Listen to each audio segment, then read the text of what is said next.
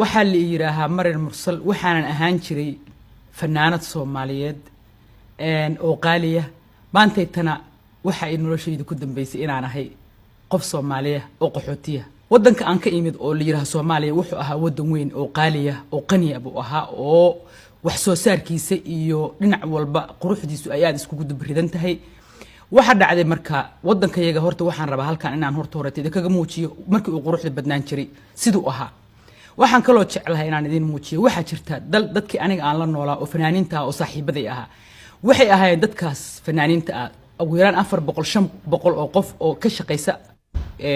tiyaatarka nationale kulaha murtida madaalada dadkaas oo maantayta aan qaarkood lahaynin meel ay jiraan dhinteenan qaarna dhinteen qaarna meel ay ku noolyihiin aan caawiyto la ogeyn anigu laakiinse aan halkan keligii haatan soo galay